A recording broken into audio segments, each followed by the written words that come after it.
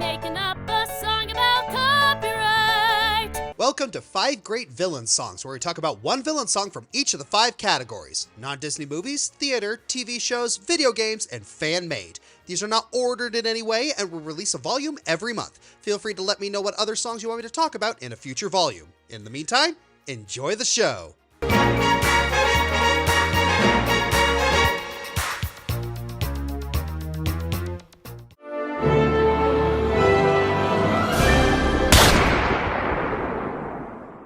We've talked about the Barbie movie before, but I'm sure you all know that's not the only Barbie movie.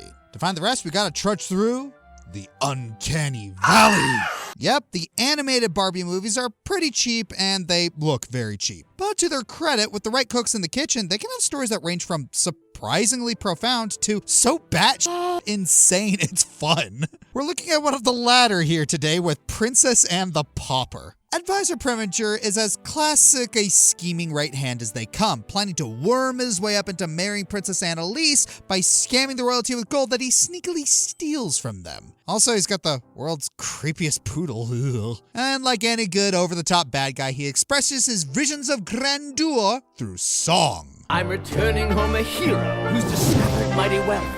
And what better husband could a princess choose? I'm the suitor who will suit her, bring the kingdom back to health, and I'll wear the crown, for how could I refuse? So, as you can tell, this song is... it's trashy. It's Martin Short singing flamboyantly over hammy movements and expressions, but good golly, I'll be darned if it isn't fun as shit. There's clearly effort put into how malevolently posh these lyrics are, and the visuals, cheap as they may look, still express a lot about Preminger's evil plans, considering most of it is just 3 guys dancing in the mines. And it's not just a one-note song either. It takes a shift when Preminger finds out Annalise is being arranged to marry King Dominic. Silenzio! No! I won't let go! This peasant's son won't turn and run because the reckless royal chose another beau! So he instead plans to abduct her and stage a rescue so that she will pick him instead. So get ready with the roses and stand by with the champagne. When you've got a brilliant plan, you never lose.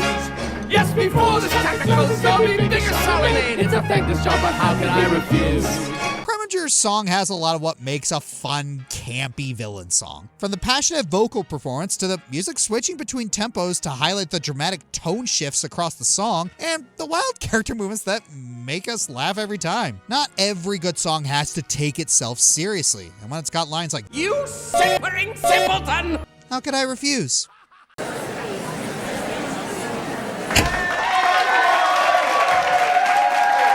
Another villain masterpiece by the legend Frank Wildhorn. But this time it's more of a group effort.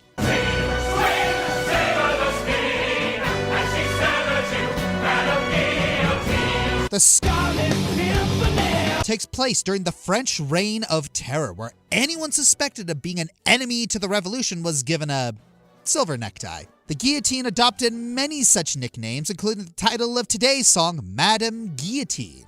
How regal.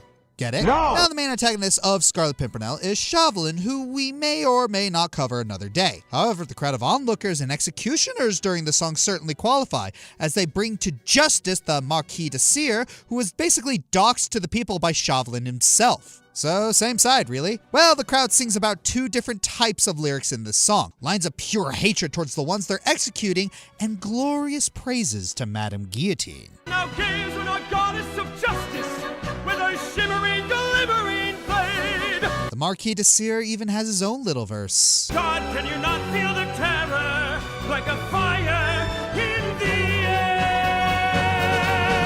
While I'm sure the Marquis has a rather lengthy list of sins, being a French aristocrat and all, the peasant reign of terror was also known for executing people who were far more innocent, including women and children. The Marquis here has a point in his cry against the mob's insanity. After a particularly epic key change, the crowd sings in a round. Look up what a round is if you don't know already. Basically, row, row, row your boat. which really adds to the chaos and realism of an actual mob chanting for an execution. The song also has an incredibly badass ending, as the crowd sings the words "Madame Guillotine" one more time, soprano high note completely included. The lights go out on stage and the Madame swings down on the marquee as his head goes clean off at the end of the music. Just like the mob song from Beauty and the Beast, Madame Guillotine serves as a slight detour from the typical villain solo treatment we're used to in musical theater, but a detour well earned and shows us that strength and terror really does come in numbers.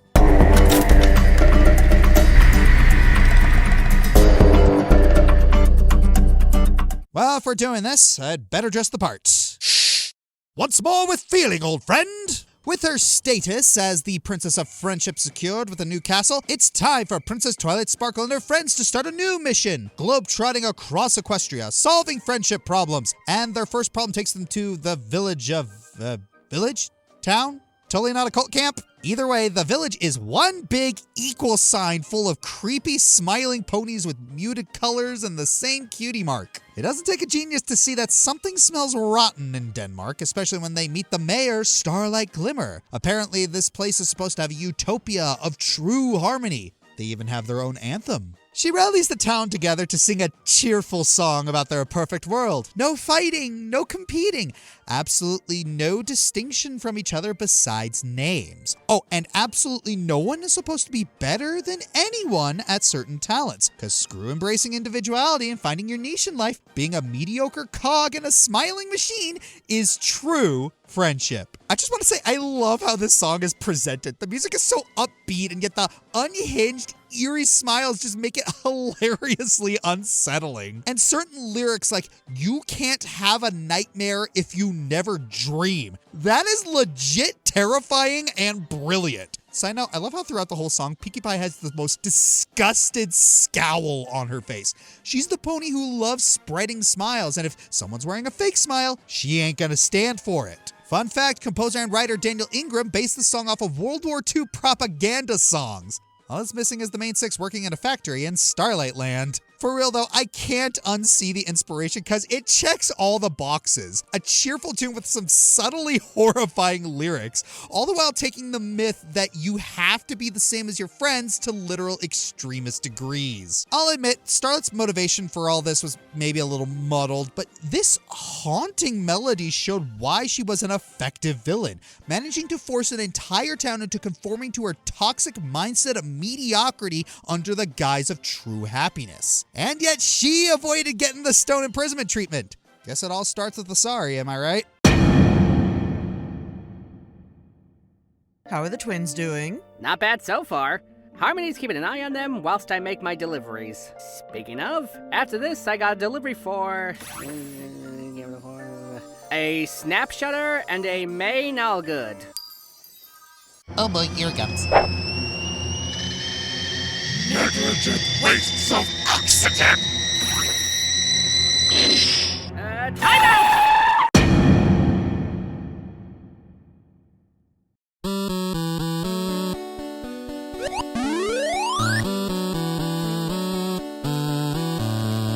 At this point, you're probably expecting a villain song from a certain politically charged game to make an appearance here. That's right, it's time once again to talk about Library of Ruina. Wait a minute. To those of you who have never heard of the Project Moon games, which is probably most of you, the setting in these games is simply known as The City, a dystopian cyberpunk-esque city, go figure, where things that are taboo are commonplace and death is around every corner. Library of Ruina is the second title of this line of games, and it focuses on one of many different political factions, the Index. And in Library of Ruina, the Index has its own villain song, Children of the City. Context. The Index is a group that issues strange prescripts to its citizens in lieu of taxes. The prescripts are delivered by messengers and can be anything from simple things like wave 7 times at an intersection to more concerning things like extract the spinal cords of all 37-year-olds in the residential area, to downright nonsensical things that some of the citizens can't interpret, like kill the painting you made or conquer yourself.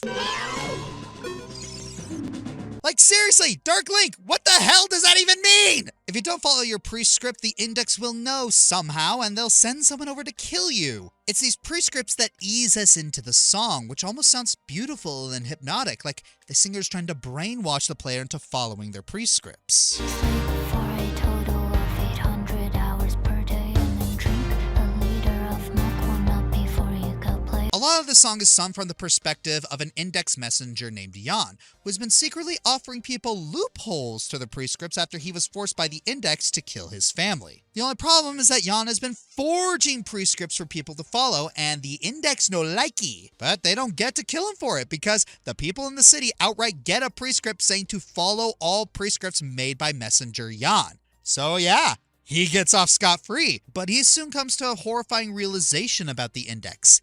They don't exist. The index's prescripts were made via a seismograph that records the vibrations people make in the city, and this revelation leads to Jan completely losing hope. Realizing all his efforts at exerting free will were meaningless, he transforms into a distorted monster and is sent to the library shortly after to die. That's right, Children of the City is his boss theme. As we circled upon the 9mm pacifier, swallowing the fact that other than fixed bad, we had no purpose. This song is so beautifully bleak. It's such a hypnotic melody and somber lyrics. Some people have interpreted the prescripts in the song as belonging to Jan. With these prescripts alternating between lyrics that capture Jan's hopelessness, it's no wonder that would be the song we hear during his boss fight. As the song concludes with trying to find the value of E, resulting in infinite numbers, we're left feeling almost as hopeless as Jan, realizing the futility of trying to fight against the ruling powers of the city. It's this depressing complacency to this corrupt government where the only way out is at the tip of a blade. Now watch us play our part. Now watch us dance and sing. Don't want to fall apart like kids who never seem to scream. Allow me to imitate pretty much the majority of my staff earlier this month. Silk Song's finally out! Silk Song's finally out!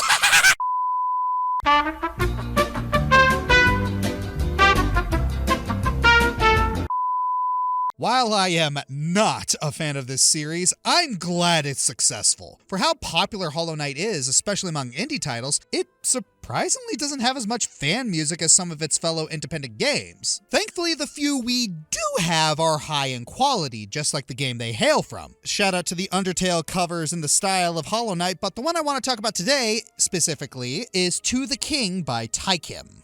Oh, ashes to ashes, you're dust into dust, telling yourself that you do what you must. Aside from fluffy, agonizing Moth Mommy Absolute Radiance, there aren't a lot of villains in Hollow Knight unless you count miscellaneous bosses. Though I would argue that the Pale King is a bit of an antagonist in his own right. While he did create the bountiful kingdom of Hallownest, he did sort of, sacrifice hundreds of thousands of his own children to remain more relevant than the Radiants. To the King is, well, a letter to the Pale King of Hallownest, detailing the suffering of the people just for the sake of the Pale King's selfish desires of an eternal kingdom. We lived and we died so that you could pass time. We hope you enjoyed your last subject's applause. In-game, some of the most famous words spoken are no cost too great, no mind to think, no will to break, no voice to cry suffering, which are beautifully implemented into this song to really highlight the lengths the Pale King was willing to go in order to defeat the Radiants with no regard to the citizens of Hallownest. All lore aside, this piece has exquisite instrumentation, ruled by a bleak but revolutionary piano, strings, and percussion. It really is reminiscent of the kind of music that dominates the actual game itself. Christopher Larkin would be proud. With the Pale King being a more unconventional villain, the song not only calls out his horrid deeds, but also seems to plead for mercy and beg for him to stop, as if to imply that he could do better. Think of your children, think of your men. The Pale King even replies in the song, please just one more try, I've got it this time, cause there's no cost too great. The people haven't lost hope, and neither has the king. But that's how we got to this point. To the point of a desolate and abandoned Hallownest that was inevitably infected by the Radiants despite all attempts. Hope is good, but there's a point where it crosses the line into stubbornness. Can you really call yourself a successful leader when you fatally failed those who have been under your rule? Our voices